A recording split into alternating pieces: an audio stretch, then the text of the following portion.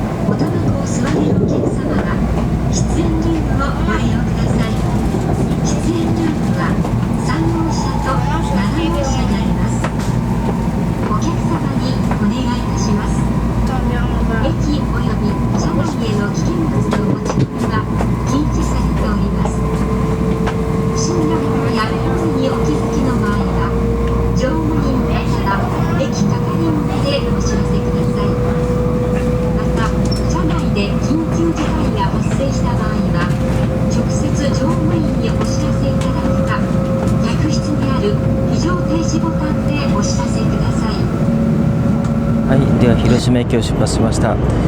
岡山までですね、ノンストップなんですけど約30分かかるってことなんで、30分間、桜号の方の指定席、こちらの方を乗ってみたいと思います。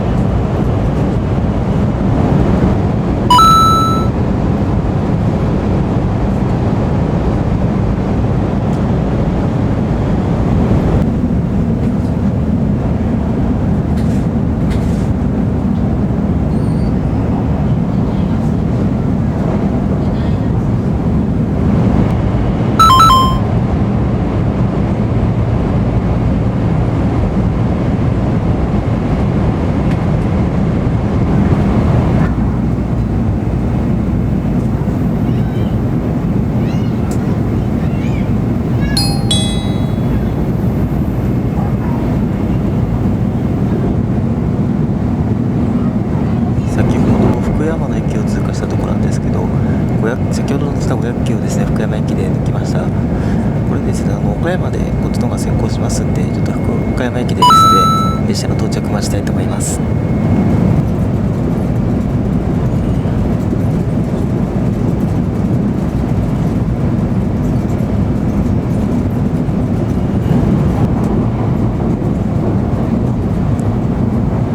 はい、今新倉敷の駅を通過しました。あとだいたい6分程度でですか、岡山駅の方に到着する形となります。やっぱり広島岡山間ノンストップということで、やっぱ早かったですね。もうちょっとで岡山です。瀬